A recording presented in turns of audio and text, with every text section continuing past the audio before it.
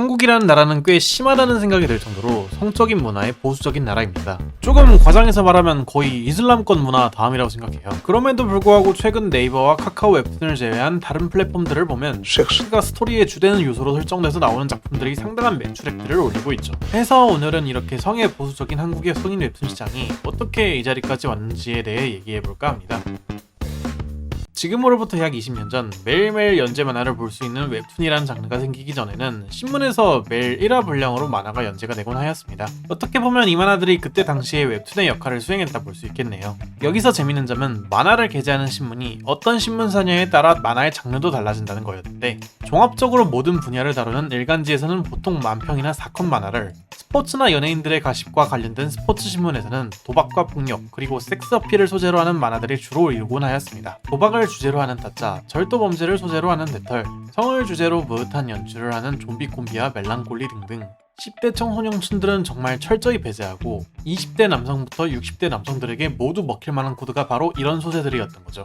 이런 상황 속에서 00년도가 되고 나서 한국은 인터넷이 본격적으로 보급화가 시작되었고 각 가정마다 PC가 한 대씩 기본적으로 보유하게 됨으로써 웹툰 시장도 본격적으로 시작이 되었는데요. 그런데 아이러니하게도 웹툰 시장이 성장할수록 성인 웹툰 시장은 축소, 아니 거의 멸종 직전까지 가게 되었는데, 그 이유는 바로 진입장벽에 있었습니다. 당시 웹툰 초창기의 트렌드는 다양한 연령층을 공략하기 위한 단편적인 일상이거나 개그물 그리고 힐링물들이 주 요소였습니다. 이런 상황과 더불어서 가볍고 간편하게 보는 것이 주 목표인 웹툰인데, 웹툰을 보기 위해 성인 인증을 하거나 로그인을 해야 한다니 네이버 입장에서는 굳이 성인 웹툰을 연재하는 모험을 할 필요는 없었던 상황이었던 겁니다. 물론 이 와중에서도 간간히 성인물이 몇 개가 있긴 했습니다만 신문 만화 시절처럼 섹스 어필이 주된 요소는 아니었고 그저 진행 요소 중 하나에 포함이 되어 있는 그런 소재였을 뿐이었습니다. 그렇게 한국의 성인 웹툰 시장은 웹툰 시장의 시작과 동시에 암흑기가 찾아오게 되었습니다. 00년도 초반을 지나 00년도 중후반쯤 시장이 커짐에 따라 웹툰은 일상이나 옴니버스뿐만 아니라 꽤 진지한 시리어스 웹툰들도 연재를 하기 시작하였고, 그에 따라 네이버에서도 간간히 일부 웹툰들은 19금 딱지를 붙여서 나오기 시작하였으며 나름대로 의미 있는 성과를 거두며 시장 성장에 한몫을 거두게 됩니다. 하지만 여기서도 우리가 원하는 소위 말해서 떡투는 어디에서도 찾아볼 수가 없습니다. 그래도 굳이 찾아본다면 08년도에 설립된 카툰 성인 갤러리가 있었는데, 근데 이곳은 사실 뭔가 정석적인 스토리를 진행을 하며 만화를 연재를 하던 카연길과 달리 뭐랄까 야자를 그려서 올리는 곳에 가까웠습니다. 특히 여기에서 가장 핫했던 건 당시 화제되던 웹툰들의 야짤이었는데, 현재까지도 픽시브에서 유행하는 웹툰 능력과 같은 2차 장작 활동이 굉장히 활발했습니다. 그렇게 시간이 흐르고 흘러 11년도 아청법이 개정이 됩니다. 지난 시간에 설명드렸던 망가 근현대사에서도 이것 때문에 사건 사고들이 많았죠. 한국의 성인 웹툰 시장도 이 아청법 덕분에 아예 시장 자체가 멸망을 해버릴 뻔한 그런 역대급 사건이 벌어지게 됩니다. 때는 12년도 6월 19일 네이버 도전 만화에 귤라임이라는 유저가 노이즈라는 웹툰을 올리게 됩니다. 내용 자체는 어떤 찐따가 일진들한테 괴롭힘을 당하는데 주인공이 그걸 참교육 느낌으로다가 대신 복수를 해주는 내용입니다. 여기까지는 뭐 괜찮은데 말이죠. 그 복수하는 방법이 초등학교에 다니는 일진의 여동생을 납치한 이후에 강간을 하는 겁니다.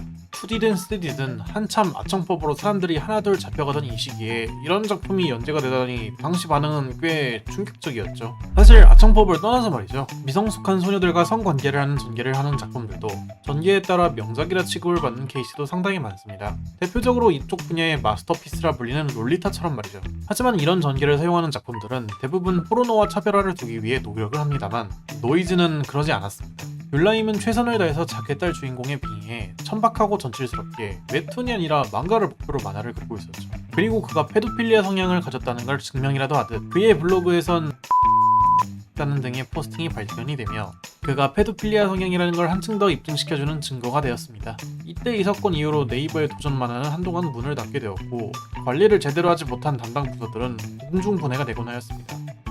솔직히 전 이때 이 사건을 보고 그냥 포기했어요. 한국에서는 이제 그냥 건전한 웹툰만 나오겠구나 싶었는데, 놀랍게도 이 사건 이후로 얼마 지나지 않아 네이버는 성인 웹툰을 등단시키게 됩니다. 그것도 정말 오래간만에 섹스 어필이 주가 되는 작품을. 12년도 10월 12일과 13년도 1월 12일 아빠를 찾겠습니다라는 작품과 독신으로 살겠다라는 두 작품이 각각 연재가 됩니다. 이 두 작품은 네이버에서 의도를 한 건지 모르겠는데 특이한 점이 뭐냐면 주인공은 각각 29살의 남성과 35살의 여성인데 히로인들이 또래의 이성이 아니라 고등학생이라는 겁니다. 이때 사람들은 과연 주인공과 히로인들의 관계를 맺는 장면이 나올까 말까 그게 관전 포인트였는데 지금이야 뭐 당연히 나올 수 없는 장면이지만 당시에는 하필 은교라는 작품이 상영됐던 시기라 다들 희망을 가지곤 했었습니다. 하지만 아쉽게도 이 히로인들과의 성관계를 하는 장면은 나오지 않았고 남성향 섹스 판타지와 여성향 섹스 판타지를 어느 정도 충족시키는 장면만 나오며 그렇게 무사히 완결이 나왔습니다.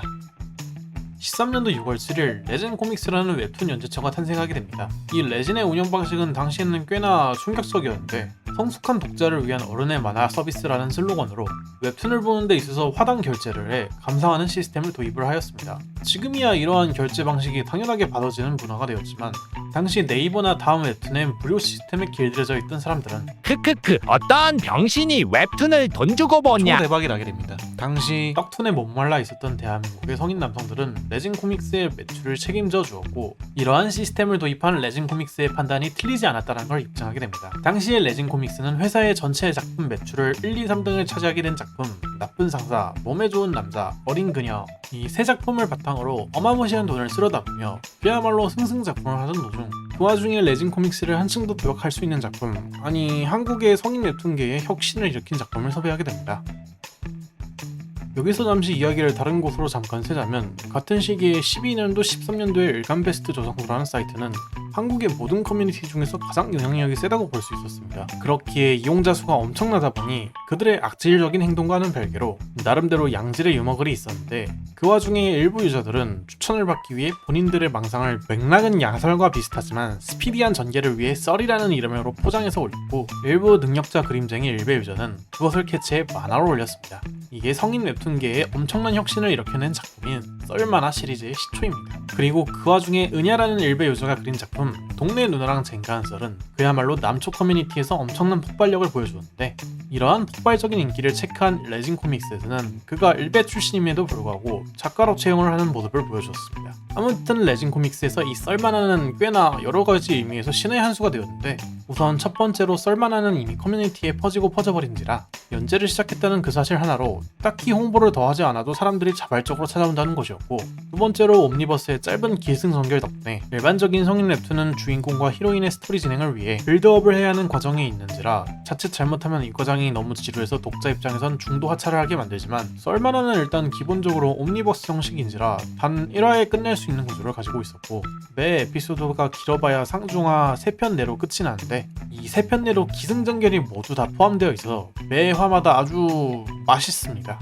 다른 일반 성인 웹툰이었다면 이 과정이 몇만 원을 결제해야 해소가 되는 부분이지만 썰만화는 1,000원, 2,000원 선에서 해결이 되는 게 아주 큰 장점이었죠. 거기에 하차를 하면 영원히 그 작품과 이별을 하는 타 성인 웹툰과는 달리 썰만화는 중간에 하차를 한다고 해도 그냥 중간에 보고 싶은 에피소드가 생기면 언제든지 복귀를 할 수 있다는 것이 큰 장점이었습니다. 이러한 성인 웹툰의 한계를 잘 극복한 덕분이지 썰만화는 후에 영화화까지 성공하게 되면서 레진 코믹스는 작가가 일베 출신이라는 리스크를 충분히 상세에 거둬 남을 성과를 거두게 됩니다. 이렇게 레진이 성공을 하게 되자 탑툰 투믹스 등이 후발주자로 나섰고 성인 웹툰이 양지로 올라오는 것 같더니 BL을 전문적으로 취급을 하는 회사도 등장하였습니다. 이렇게 대한민국의 성인 웹툰계는 밝은 듯 싶었으나 빛이 있으면 어둠이 있는 법 이것들을 좀먹는 사이트 밤토끼가 등장하였습니다. 사이트의 온갖 불법 토토와 광고 사이트로 도배한 밤토끼는 각종 사이트들의 웹툰들을 불법으로 스크랩해 이것을 게재하였는데 사실 네이버 웹툰 같은 것도 물론 피해를 입었겠습니다만 개인적으로는 유료로 볼 수밖에 없는 성인 웹툰들이 더 크게 피해를 입지 않았나 싶네요. 덕분에 밤토끼가 가장 활발하게 날뛰었던 시기인 17년도에는 레진 코믹스는 114억 원의 손해를, 탑2는 81억 원의 손해를, 투믹스는 2억 원의 손해를 받고 네이버 웹툰의 김중구 대표는 이러한 상황이 이어진다면 유료 서비스는 폐지할 수 없다며 웹툰 업계에 남은 시간은 2년 남짓이라고 말했을 정도였으니 꽤나 심각한 문제였다고 생각을 합니다. 하지만 다행히 18년도 5월 23일 밤토끼 운영자는 구속되었고 사건은 종결된 듯하며 작가들은 축배를 들었으나 기쁨도 잠시 밤토끼에서 파생된 각종 불법 사이트들이 다시 나타나기 시작하였고 이 사이트들은 현재까지도 작가들에게 스트레스를 주는 상황입니다. 사실 현 시점에서 성인 웹툰 시장은 한국이라는 나라 자체가 성적인 부분을 규제하려는 위에 나라님들의 억압을 받다 보니까 이거에 대한 반발심으로 오히려 이게 더 성장을 하게 해주는 원동력이 되지 않았나 싶네요. 이런 어려운 상황 속에서도 합법적으로 야한 거 보게 해주는 우리 웹툰 플랫폼들에게 감사의 인사 드리고 싶지만 그 광고는 좀 적당히 했으면 좋겠어요. 뭐 DC나 나무위키 같은 데서 뜨는 거는 그러려니 하는데 OPGG 같이 잼민이들도 많이 들락날락 거리는 곳에서까지 광고가 뜨는 거는 좀 그러지 않나. 아무튼 요것만 고치면 저는 앞으로도 열심히 성인 웹툰 시장 응원할 것 같습니다. 오늘도 영상 시청해주셔서 감사하고 저는 이만 가보도록 하겠습니다. 그럼 안녕.